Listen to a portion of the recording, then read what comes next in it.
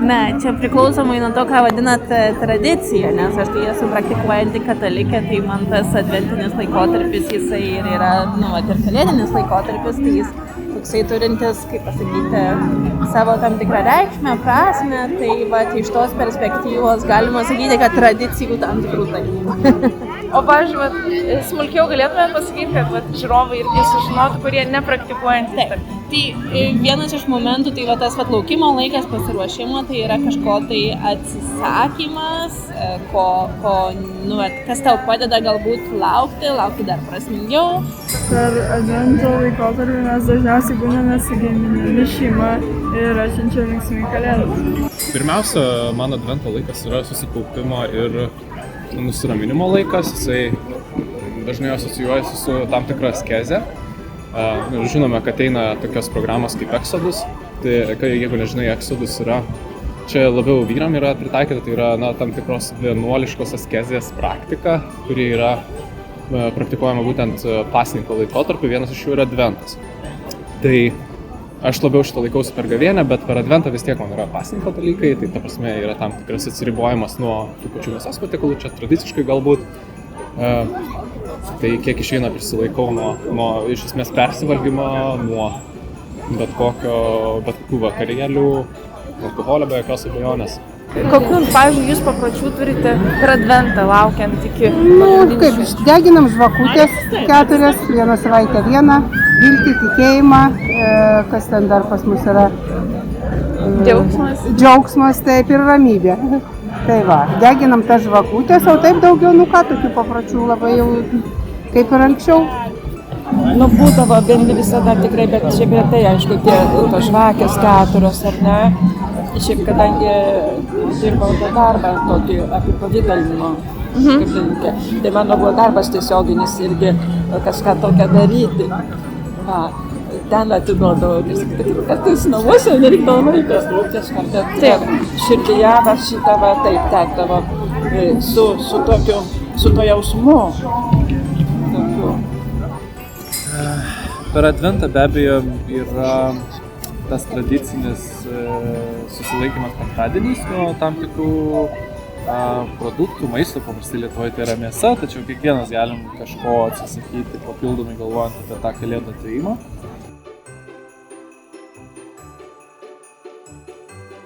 Tai pačios kūčios, pas mane čia yra griežtas pasninkas. Tai aišku, ruošiamės, ta prasme, visą tą dieną ruošiamės tiesiog vakarienį. Paskui, aišku, reikia ir paruošti, pastatyti eglutę. Tai, eglutės paprastai jau statom kokią nors šakelę. Pavyzdžiui, praeitais metais papuošiau savo laiptus ir padariau arką prie įėjimo. Gavosi sukauti ir sudėti šakeles, sudėti ant blizgučius, viską taip gražiai padaryti. Tai būna toksai kūrybinis darbas, tvarkymosi namų, visam prisiruošimui pats, ta prasme, prisižiūri.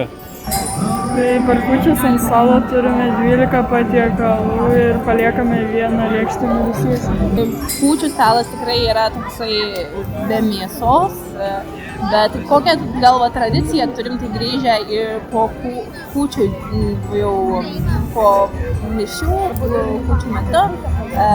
Grįžę visada su šeima pakeliame taurę vyno, nes jau prasideda šventės kalėdos.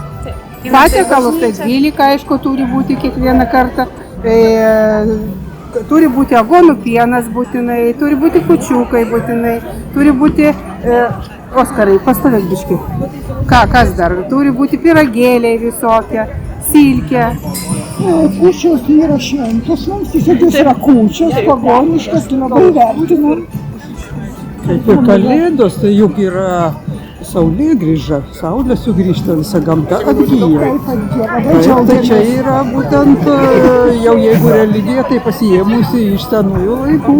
Pati vakarienė, tai anksčiau, ypač kada seneliai būdavo aktyvesni, tai darydavom ganėtinai gausas tas vakarienės, bet galų gale su šeima nusprendėm, kad tos didelės vakarienės iš tikrųjų vargina visas tas pasiruošimas, o galų gale nemažai to maisto paskiau suvartoti yra ganėtinai sudėtinga, todėl pirmiausia dėl to tos vakarienės kūčių pasidarė pas mus kuklesnės, vis dar yra 12 patiekalų, bet jie yra paprastesni ir mes pasidarome viso to mažiau.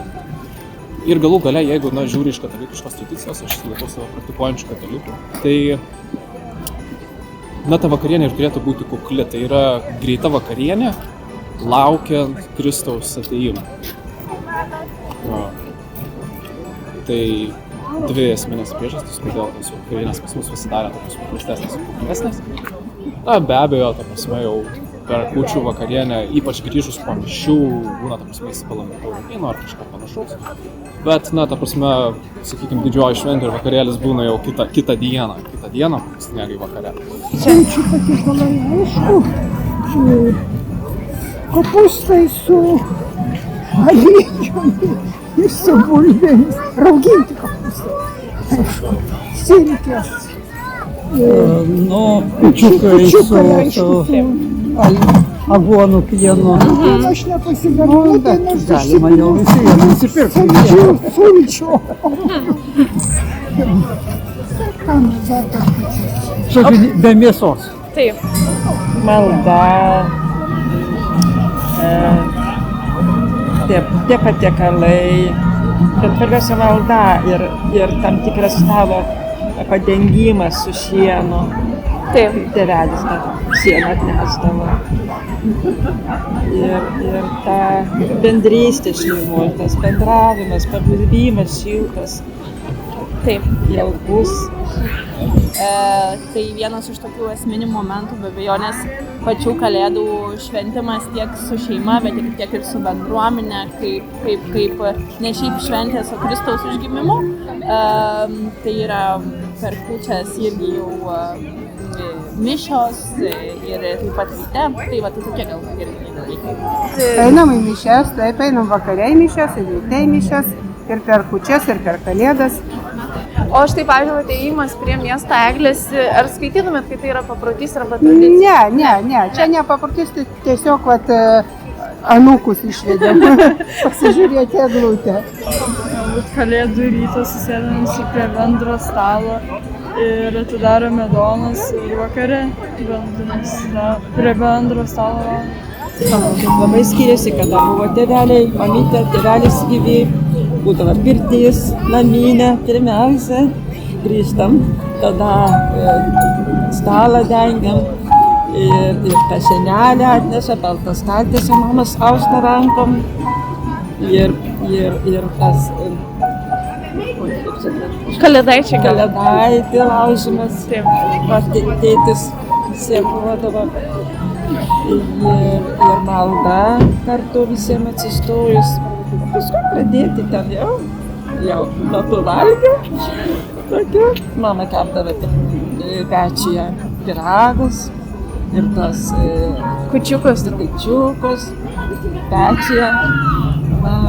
O kūčių stalas tai šiemet bus labai kitoks, kadangi mūsų šeiminėlė susikūrė ir pasipildė vaikučiais, tai anksčiau būdavo visą laiką su tėvais, šiemet turbūt kažkokį iš vis bandysim atrasti, sukurti naują tradiciją, ar tai kviestis tėvus pas mus, kurti naujai tą savo šventę, tačiau turbūt jinai visą laiką buvo susijusi su 12 patiekalų tradicijų, kur yra aguonų pienas atrandamas ir paplotėlis kalėdinis, tai tos tradicijos kurios daugumai šeimų Lietuvoje yra artimos, taip pat artimos ir mums. Tai vat, kalbant apie kalėdas, tai čia gal netoks tradicinis dalykas, kas anksčiau, man bent iš vaikystės tai buvo labai gera patirtis, tai būdavo kalėdų vakarėliai pas kaimynus, susirinkdavo giminės, bet čia galbūt labai tokia specifinė patirtis, todėl kad ten susirinkdavo žmonės labai įvairių profesijų ir pomėgių ir būdavo labai įdomu kaip vaikui jų klausytis ir kiekvienas kampelis tose namuose būdavo užimtas žmonių, kurie buvo su savais interesais, su savais pomėgiais. Ir tai tokia įdomi bendrystė būdavo, kažkas šoka, kažkas tiesiog bendrauja, kažkas žaidžia, kažkas kažką dirba su kompiuteriu, darboholikai. Bet jo, tarsi buvo labai įdomu, pamatyti, kad kiekvienas kampelis yra gyvas. Tai va, ir patys tie namai iš tikrųjų buvo labai įdomus. Iš vaikystės prisimenu, kai pas močiutę rinkdavomės, tai tikrai buvo tas susirinkimas tokia tarsi tradicija susibūrimo. Kad žinom, kad visi susibursim ir vaikų, mūsų kaip jaunesnių, tai būdavo tokia, nežinau, ar tradicija, ar netradicija, bet toks jau pareiga visą laiką stalą patarnauti, būti tais greitais vaikeliais, kurie sulaktų ten druskos, ar ten dar kažko, ko reikia, ar kokių servetėlių, ar dar stalo papildymo. O dabar kokios tradicijos, tai sakyčiau, kad mes eglutę ar dabar šaką puošiam taip ekologiškiau, gamtai draugiškiau, kur dalina girininkai tas šakas. Tai šiaudiniais papuošaliukais. Taip, mes puošiam kūčių vakarą. Taip. Prieš tiesiog, ar kūčių dieną, tiksliau. Taip. Į bažnyčią nueinam. Taip, ir į bažnyčią.